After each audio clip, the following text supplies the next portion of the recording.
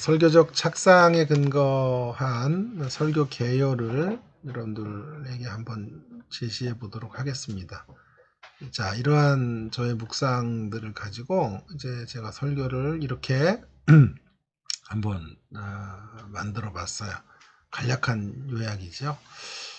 제목을 이렇게 잡았죠. 어떤 산일까요? 제목은 좀 이렇게 흥미를 창출하는 제목으로 올라가면 좋을 것 같고요. 서론은 이런 식의 진행을 제가 제안하고 있습니다. 산 이야기로 주제를 환기하는 것, 혹시 산과 관련하여 경험한 에피소드들을 제시하는 것으로 청중과의 접촉점을 찾는 그런 이제 무슨 이야기들을 가지고 시작을 해보면 좋을 것 같고요. 세례 요한이라는 산에 대하여, 세례 요한은 거대한 산이다. 무슨 말이냐 하면 우리가 참 흠모할 만한 산, 우리가 도달하고 싶은 산이 세례 요한이다, 이런 이야기가 되겠습니다. 그런 산에 대하여 세례 요한은 여인이 낳은 자 중에 가장 위대한 인물로 여겨지고 있습니다. 세례 요한은 우리가 도달해야 될 위대한 산임이 분명합니다. 자, 그렇다면 전환어죠. 전환어를 통해서 이제 이런 전환어를 통해서 첫 번째 대지를 향해서 이제 우리가 가는 것이에요. 그렇다면 그는 누구도 오를 수 없는 산인가? 어떤 사람도 오를 수 없는 그런 산인가요? 아니요. 아무리 위대한 인생도 누구도 오를 수 없는 산이라고 할 수 없다는 게 첫 번째, 없지요 라는 게 첫 번째 답이에요. 자, 그것에 대한 근거는 나도 그를 알지 못하였으나가 주는 말씀으로 이 진술이 옳다는 것을 밝히게 되는 것입니다. 나도 그를 알지 못하였으나. 무슨 말이죠? 처음에 세례 요한도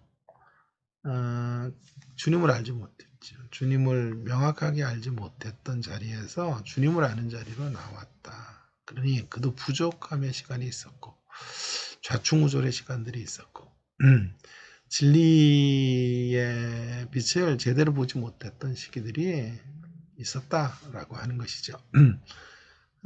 이 말씀을 근거로 해서 아무리 위대한 인생도 그렇게 누구도 올라갈 수 없는 그런 산이라고 할 수는 없다. 그런 인물은 없다라고 하는 것들을 이제 길게 여러분들이 설명을 하면 되겠습니다.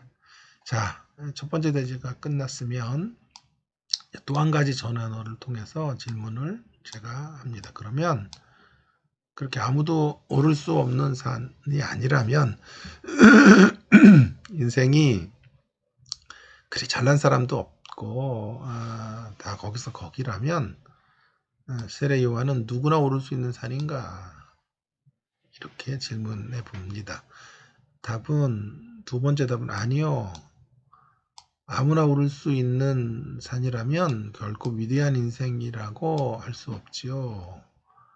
여러분, 그러나 아무리 위대한 인생도 오를 수 없는 그런 산과 같은 존재는 없지만 그렇다고 해서 아무나 오를 수 있는 산이라면 우리는 그런 인물을 위대한 인생이다. 여자가 낳은 자 중에 가장 위대하다. 이렇게 말할 수가 없겠지요. 그러나 이후의 삶이 중요한데요. 위대한 신앙인인 세례 요한은 전에는 어땠어요? 예수님을 제대로 알지 못했으나 이제 그러나 예수님을 만난 후에는 예수님을 증언하는 자리로 나가게 됐죠. 주님이 귀하게 보시는 것은 그러나 이전에는 이렇게 살았으나 그러나 이후에는 어떤가? 그러나 이후의 삶, 그러나 이전으로 되돌아가지 않고 퇴보하지 않고 뒷걸음질 치지 않고 앞을 향하여 전진해 가는 삶을 귀하게 보신다. 자, 그러면 세례 요한이 그렇게 살 수 있었던 이유가 무엇인가? 이유는 하나님의 어린 양이신 예수님을 경험한 거죠. 하나님의 어린 양이신 예수님을 경험했다는 말은 자신의 죄사함의 은총을 진하게 체험한 것이에요.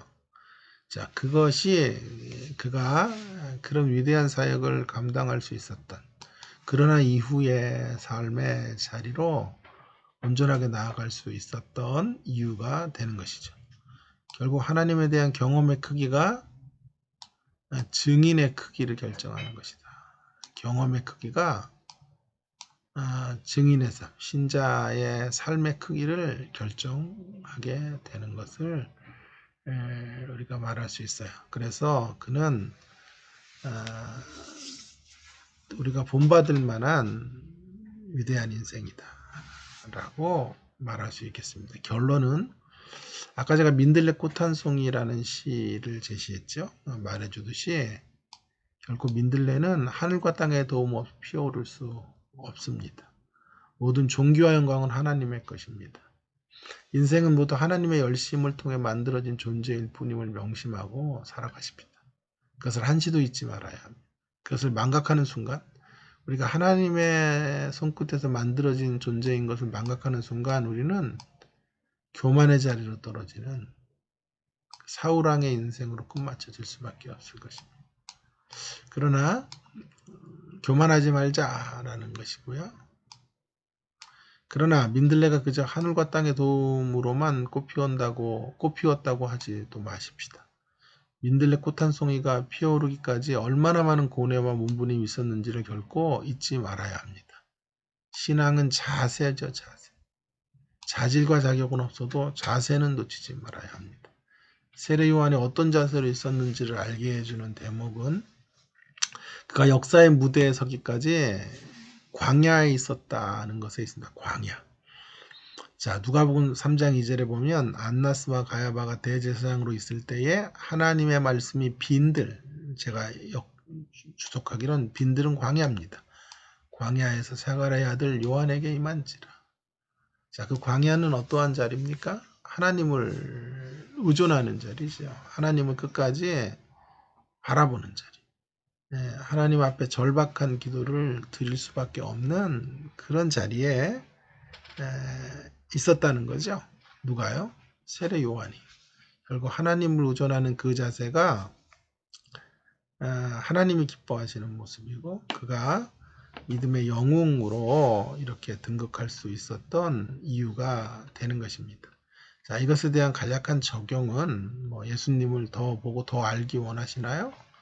두 번째는 사변적인 지식을 넘어 체험적 지식을 얻기 위해서 어떤 노력을 하십니까? 여러분에게 광야가 있습니까?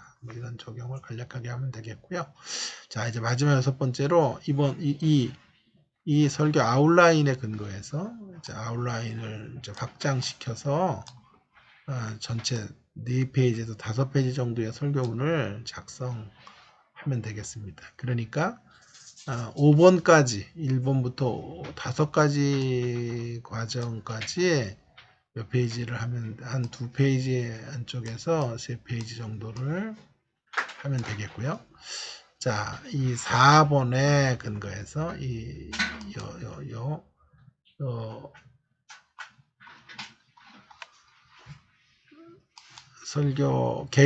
설교 개요에 근거한 제목도 똑같고 내용도 똑같겠죠. 그러나 거기 안에 더 살을 붙여서 이제 여러분들이 설교문 전체를 이제 제출을 하는 것이 근본 학기 우리가 해야 될 과제이다. 여러분 다음에 조금 더 제가 자세히 이야기를 드리겠고요. 이것도 제가 여러분의 그 자료실에 올려놓을 테니까요. 여러분들이 이것들을 확인하시고 이런 스텝을 그대로 닮아서 이제 하면 되겠습니다. 어쨌든 오늘 본문을 통해서 본문 주회도 했고 본문에 대한 설명도 했고 설교적인 예제도 여러분들과 함께 이제 드렸습니다. 자, 이제 계속해서 이제 그런 예들을 이제 앞으로 또 보여드리기로 하고 다음 시간에도 또 여러분들과 함께 또 견본으로 제가 말씀드리기로 하고, 자, 이제 좀 계속해서 요한복음 1장 35절에서 42절까지의 이제 묵상을, 여기 이제 앞에 그 과정들을 좀 생략하고요. 본문 묵상과 그 다음에 적용에 대한 이야기들만 좀 해 가도록 하겠습니다. 핵심 구절로 제가 잡았던 것은 이제 예수께서 이르시되 와서 보라. 자, 인생이 묵상을 제가 지금 간략하게 좀 해보겠습니다. 인생이 하나님의 사역에 참여한다는 것은 여러분 영광스럽죠. 그러나 동시에 위험하기도 해요. 영광스럽지만 또 동시에 위험한 일이다. 영광스럽지만 위험한 양면적 측면을 가지고 있다는 말인데요. 사역이 영광스럽다라고 하는 것은 이해가 되죠. 그러나 위험하다는 것은 선뜻 이해가 되지 않을 수 있어요. 사역이 갖는 위험이라는 게 뭐냐 하면 여러 가지가 있을 수 있겠지만 사역을 통해 나의 영광, 자신의 영광을 구하는 그러한 자리로 떨어질 수가 있는 것입니다. 사역을 통해서 자신의 영광을 구하는, 한마디로 자기 사람을 만드는 사역으로 치달아갈 수 있는 위험성이 있습니다. 열심히 사역하는 것으로 충분하지 않은 이유가 바로 여기 있어요. 제가 이제 여기서 묵상의 본문에 초점을 맞추었던 것이 뭐냐 하면 사역을 위한 열심 그 이상이 필요하다는 건데, 올바른 방향이 있어야 돼. 열심만이 아니라 방향이 요구된다 라는 것을 말하고 싶어요. 그 근거가 뭐냐 하면 이 세례 요한의 제자들이요, 본문에 보면 예수님에게로 넘어가요. 그래서 예수님의 제자가 된다. 그러한 자리에서 세례 요한이 자신의 영광을 구하지 않았기 때문에 그런 현실을 기쁨으로 받아들이고 자기가 키운 제자들이 예수님의 제자가 되는 것에 대하여 오히려 축복하고 기뻐했다라고 하는 것을 좀 논의를 하고 싶습니다. 그것이 이 두 번째 본문에서 오늘 1장 35절에서 42절에서의 핵심의 부분이 되겠습니다. 세례 요한은 열심만이 아니라 제대로 된 방향으로 나아가고 있는 것을 봅니다. 먼저 세례 요한이 그 가졌던 열심은 예수님을 증언하는 장면에서 확인하게 되는데, 아까도 확인했지만 그런 기회가 있을 때마다 어두운 눈을 뜨게 된 것을 매우 중요하게 여기고 있습니다. 29절에서 그랬던 것처럼 36절에서도 사람들을 향해 그래서 그는 하나님의 어린 양, 자기의 죄를 사하시고 건져주신 하나님의 어린 양을 보라고 외치는 거죠. 그러나 이러한 예수님을 증언하는 일에 열심을 내는 것이 전부가 아니고요. 열심과 함께 방향을 가지고 있었다라는 것인데요. 선포만 있고 길을 가지 않는 사역자는 거짓되고 위선된 것이에요. 세례 요한은 그저 말로 예수님을 높이는 사람이 아니고요. 자신의 사역 전체를 통하여 사람을 예수님께로 인도하는 것이죠. 요한복음 14장 6절인가요? 내가 곧 길이요 진리요 생명이니 라고 말씀하시는데, 여기 중요한 건 유진 피러스는 길과 플러스 진리가 만나면 생명이 된다, 이거로 이렇게 재미난 등식을 만들었더군요. 근데 앞자리에는 뭐가 있어야 돼요? 길이 있어야 돼요. 반드시 길을 가야 돼요. 길을 가지 않고 진리가 앞서가면 말쟁이가 돼요. 살지 않고 반듯한 말을 하는 것으로는 생명이 죽어요. 그러나 예수님은 길이셨고 길을 걸어가시며 그 길로 통하여 삶을 사시는, 진리를 선포하시는 분이기 때문에 생명의 역사가 이루어진다는 거예요. 그런 동일한 모습을 살았던 사람이 세례 요한이에요. 그것에 대한 구체적인 신뢰가 바로 37절인데요. 두 제자가 그의 말을 듣고 예수를 따르거늘, 두 제자가 그의 말을 듣고 예수님의 말을 듣고 예수님을 따르는 거죠. 세례 요한의 제자가 그를 떠나서 예수님을 따르게 된 것이죠. 인간적으로 몹시 섭섭할 수 있는 상황이 찾아온 것이죠. 그러나 요한은 결코 흔들리지 않아요. 오늘 본문에서 세례 요한의 반응이 어떤 것인지를 직접적으로 설명하지는 않지만 세례 요한의 삶의 전반적인 모습을 통해서 그가 자신의 제자들이 예수님에게로 넘어간 것을 인정하고 오히려 옆에서 흐뭇한 미소를 짓게 되었을 것이라고 확신합니다. 왜냐하면 그의 사역의 목표는 사람을 궁극적으로 예수님께 인도하는 것이기 때문에 그렇습니다. 예수님의 영광을 추구하지만 결국 자신의 영광을 추구하지는 않았어요. 그는 외치는 자의 소리이고 그저 하나님의 영광을 위한 통로일 뿐이에요.